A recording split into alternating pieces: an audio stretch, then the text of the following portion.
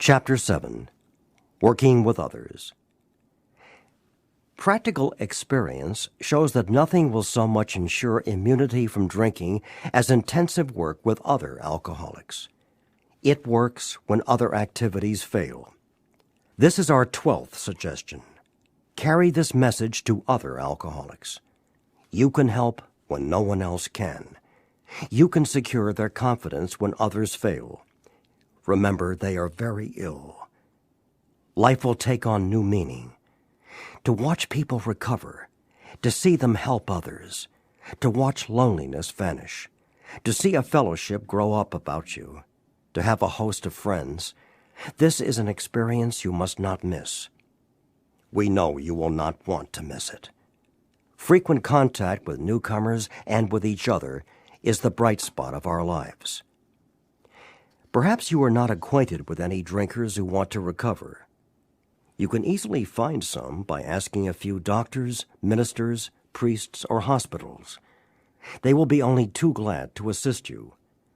Don't start out as an evangelist or reformer.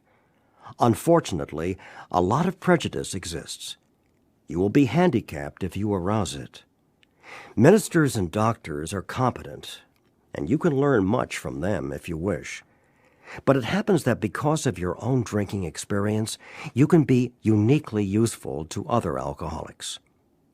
So, cooperate. Never criticize. To be helpful is our only aim. When you discover a prospect for Alcoholics Anonymous, find out all you can about him.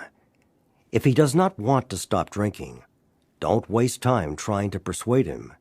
You may spoil a later opportunity. This advice is given for his family also. They should be patient, realizing they are dealing with a sick person. If there is any indication that he wants to stop, have a good talk with the person most interested in him, usually his wife. Get an idea of his behavior, his problems, his background, the seriousness of his condition, and his religious leanings. You need this information to put yourself in his place, to see how you would like him to approach you if the tables were turned. Sometimes it is wise to wait till he goes on a binge. The family may object to this, but unless he is in a dangerous physical condition, it is better to risk it. Don't deal with him when he is very drunk, unless he is ugly and the family needs your help. Wait for the end of the spree, or at least for a lucid interval. Then let his family or a friend ask him if he wants to quit for good, and if he would go to any extreme to do so. If he says yes, then his attention should be drawn to you as a person who has recovered. You should be described to him as one of a fellowship who, as part of their own recovery, try to help others, and who will be glad to talk to him if he cares to see you. If he does not want to see you, never force yourself upon him. Neither should the family hysterically plead with him to do anything, nor should they tell him much about you. They should wait for the end of his next drinking bout. You might place this book where he can see it in the interval. Here, no specific rule can be given. The family must decide these things, but urge them not to be over-anxious, for that might spoil matters. Usually, the family should not try to tell your story. When possible, avoid meeting a man through his family. Approach through a doctor or an institution is a better bet. If your man needs hospitalization, he should have it, but not forcibly unless he is violent. Let the doctor, if he will, tell him he has something in the way of a solution. When your man is better, the doctor might suggest a visit from you. Though you have talked with the family, leave them out of the first discussion. Under these conditions, your prospect will see he is under no pressure. He will feel he can deal with you without being nagged by his family. Call on him while he is still jittery. He may be more receptive when depressed. See your man alone, if possible. At first, engage in general conversation. After a while, turn the talk to some phase of drinking. Tell him enough about your drinking habits, symptoms, and experiences to encourage him to speak of himself. If he wishes to talk, let him do so. You will thus get a better idea of how you ought to proceed. If he is not communicative, give him a sketch of your drinking career up to the time you quit. But say nothing, for the moment, of how that was accomplished. If he is in a serious mood, dwell on the troubles liquor has caused you, being careful not to moralize or lecture. If his mood is light, tell him humorous stories of your escapades. Get him to tell some of his. When he sees you know all about the drinking game, commence to describe yourself as an alcoholic. Tell him how baffled you were, how you finally learned that you were sick. Give him an account of the struggles you made to stop. Show him the mental twist which leads to the first drink of a spree. We suggest you do this as we have done it in the chapter on alcoholism. If he is alcoholic, he will understand you at once. He will match your mental inconsistencies with some of his own. If you are satisfied that he is a real alcoholic, begin to dwell on the hopeless feature of the malady. Show him, from your own experience, how the queer mental condition surrounding that first drink prevents normal functioning of the willpower. Don't, at this stage, refer to this book unless he has seen it and wishes to discuss it. And be careful not to brand him as an alcoholic. Let him draw his own conclusion. If he sticks to the idea that he can still control his drinking, tell him that possibly he can, if he is not too alcoholic. But insist that if he is severely afflicted, there may be little chance he can recover by himself.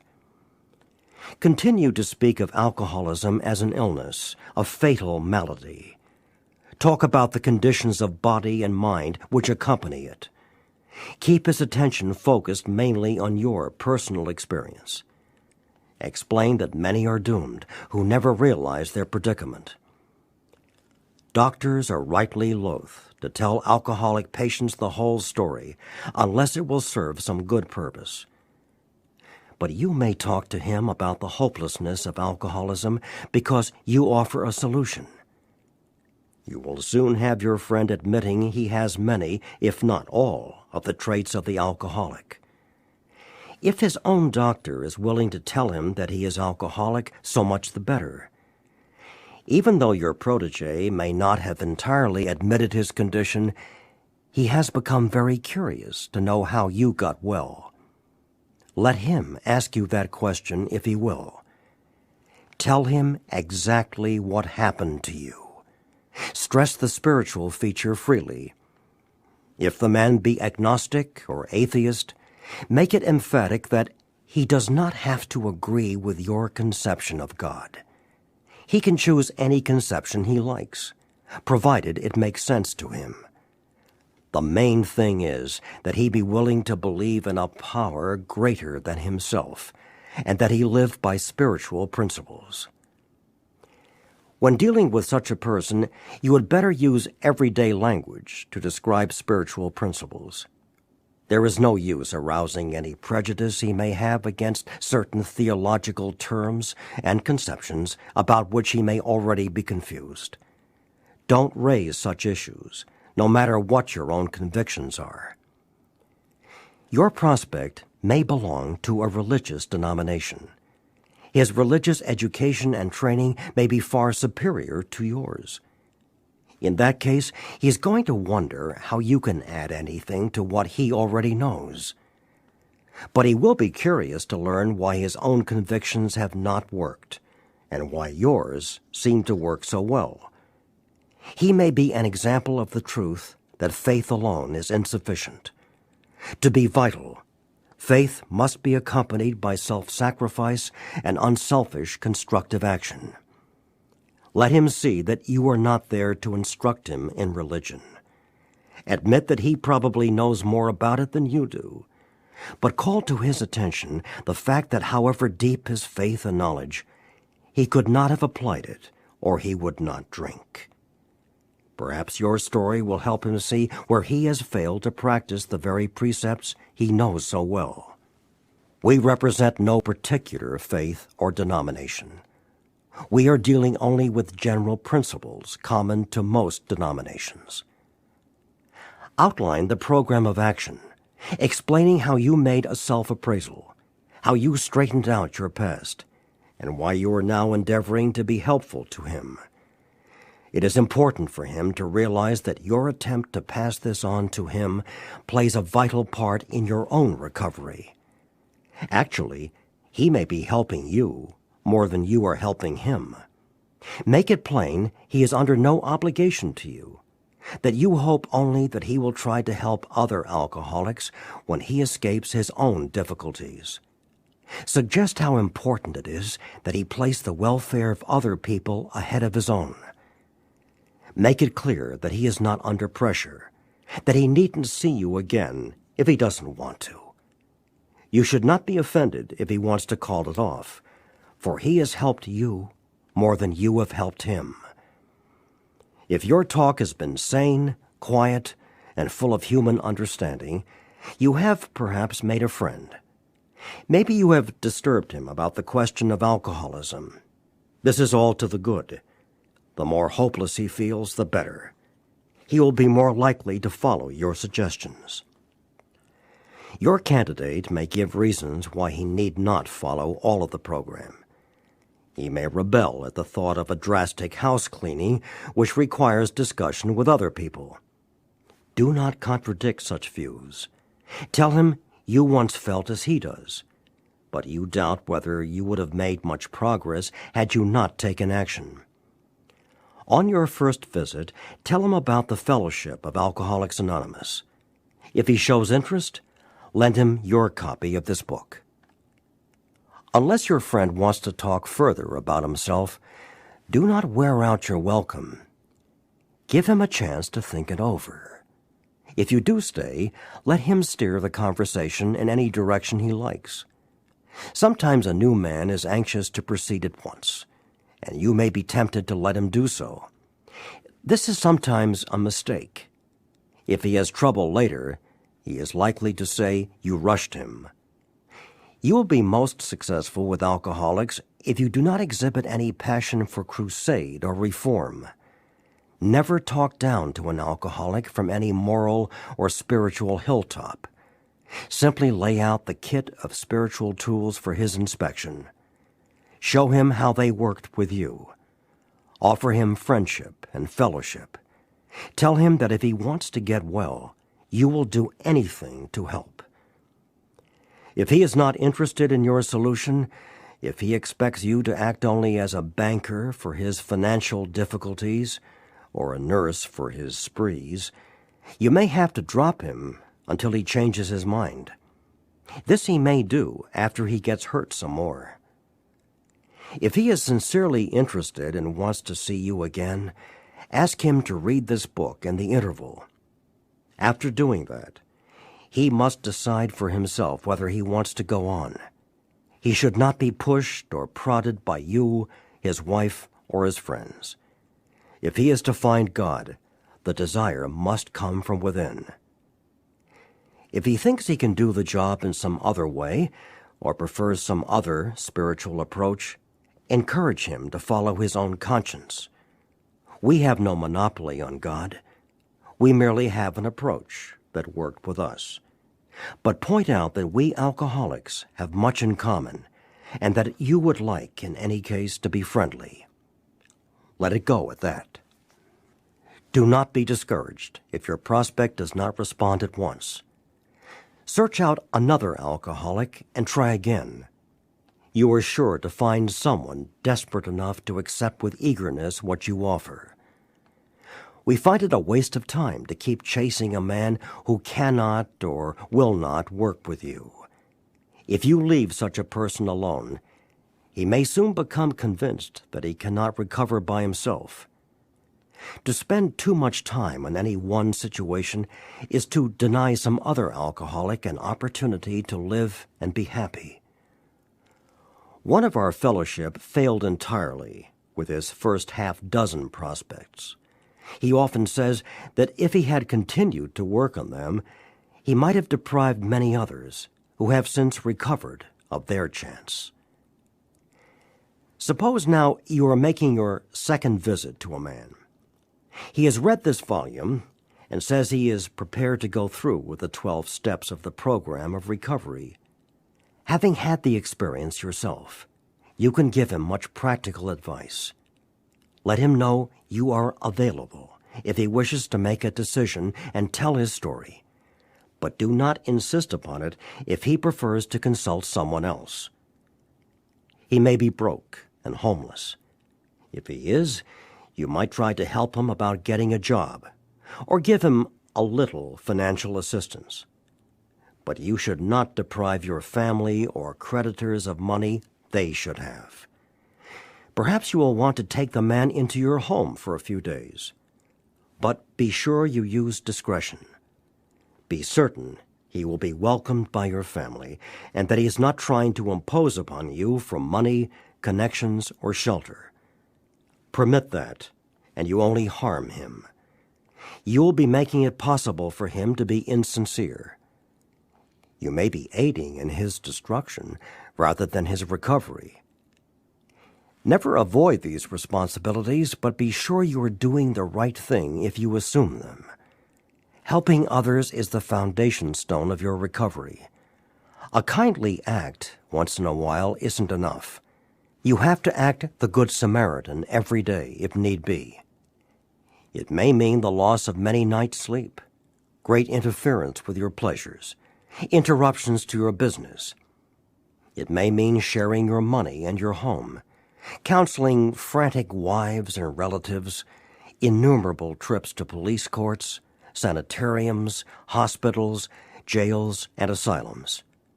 Your telephone may jangle at any time of the day or night. Your wife may sometimes say she is neglected. A drunk may smash the furniture in your home or burn a mattress. You may have to fight with him if he is violent. Sometimes you will have to call a doctor and administer sedatives under his direction. Another time you may have to send for the police or an ambulance. Occasionally you will have to meet such conditions. We seldom allow an alcoholic to live in our homes for long at a time. It is not good for him, and it sometimes creates serious complications in a family. Though an alcoholic does not respond, there is no reason why you should neglect his family. You should continue to be friendly to them. The family should be offered your way of life. Should they accept and practice spiritual principles, there is a much better chance that the head of the family will recover. And even though he continues to drink, the family will find life more bearable. For the type of alcoholic who is able and willing to get well, little charity, in the ordinary sense of the word, is needed or wanted. The men who cry for money and shelter before conquering alcohol are on the wrong track. Yet we do go to great extremes to provide each other with these very things when such action is warranted. This may seem inconsistent, but we think it is not. It is not the matter of giving that is in question, but when and how to give. That often makes the difference between failure and success. The minute we put our work on a service plane, the alcoholic commences to rely upon our assistance rather than upon God. He clamors for this or that, claiming he cannot master alcohol until his material needs are cared for. Nonsense. Some of us have taken very hard knocks to learn this truth. Job or no job, wife or no wife, we simply do not stop drinking so long as we place dependence upon other people ahead of dependence on God. Burn the idea into the consciousness of every man that he can get well regardless of anyone. The only condition is that he trust in God and clean house. Now the domestic problem. There may be divorce, separation, or just strained relations. When your prospect has made such reparation as he can to his family and has thoroughly explained to them the new principles by which he is living, he should proceed to put those principles into action at home. That is, if he is lucky enough to have a home. Though his family be at fault in many respects, he should not be concerned about that. He should concentrate on his own spiritual demonstration. Argument and fault-finding are to be avoided like the plague. In many homes, this is a difficult thing to do, but it must be done if any results are to be expected. If persisted in for a few months, the effect on a man's family is sure to be great. The most incompatible people discover they have a basis upon which they can meet. Little by little, the family may see their own defects and admit them. These can then be discussed in an atmosphere of helpfulness and friendliness. After they have seen tangible results, the family will perhaps want to go along. These things will come to pass naturally and in good time, provided, however, the alcoholic continues to demonstrate that he can be sober, considerate, and helpful, regardless of what anyone says or does. Of course, we all fall much below this standard many times, but we must try to repair the damage immediately, lest we pay the penalty by a spree. If there be divorce or separation, there should be no undue haste for the couple to get together. The man should be sure of his recovery. The wife should fully understand his new way of life. If their old relationship is to be resumed, it must be on a better basis, since the former did not work. This means a new attitude and spirit all around. Sometimes it is to the best interests of all concerned that a couple remain apart. Obviously, no rule can be laid down. Let the alcoholic continue his program day by day. When the time for living together has come, it will be apparent to both parties. Let no alcoholic say he cannot recover unless he has his family back. This just isn't so. In some cases, the wife will never come back for one reason or another. Remind the prospect that his recovery is not dependent upon people.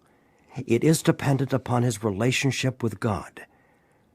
We have seen men get well whose families have not returned at all. We have seen others slip when the family came back too soon. Both you and the new man must walk day by day in the path of spiritual progress. If you persist, remarkable things will happen. When we look back, we realize that the things which came to us when we put ourselves in God's hands were better than anything we could have planned. Follow the dictates of a higher power, and you will presently live in a new and wonderful world, no matter what your present circumstances. When working with a man and his family, you should take care not to participate in their quarrels. You may spoil your chance of being helpful if you do. But urge upon a man's family that he has been a very sick person and should be treated accordingly. You should warn against arousing resentment or jealousy. You should point out that his defects of character are not going to disappear overnight. Show them that he has entered upon a period of growth. Ask them to remember, when they are impatient, the blessed fact of his sobriety. If you have been successful in solving your own domestic problems, tell the newcomer's family how that was accomplished. In this way, you can set them on the right track without becoming critical of them. The story of how you and your wife settled your difficulties is worth any amount of criticism. Assuming we are spiritually fit, we can do all sorts of things alcoholics are not supposed to do. People have said we must not go where liquor is served. We must not have it in our homes. We must shun friends who drink. We must avoid moving pictures which show drinking scenes. We must not go into bars. Our friends must hide their bottles if we go to their houses. We mustn't think or be reminded about alcohol at all. Our experience shows that this is not necessarily so. We meet these conditions every day. An alcoholic who cannot meet them still has an alcoholic mind. There is something the matter with his spiritual status. His only chance for sobriety would be some place like the Greenland ice cap, and even there an Eskimo might turn up with a bottle of scotch and ruin everything. Ask any woman who has sent her husband to distant places on the theory he would escape the alcohol problem. In our belief, any scheme of combating alcoholism which proposes to shield the sick man from temptation is doomed to failure. If the alcoholic tries to shield himself, he may succeed for a time, but he usually winds up with a bigger explosion than ever. We have tried these methods. These attempts to do the impossible have always failed. So our rule is not to avoid a place where there is drinking if we have a legitimate reason for being there.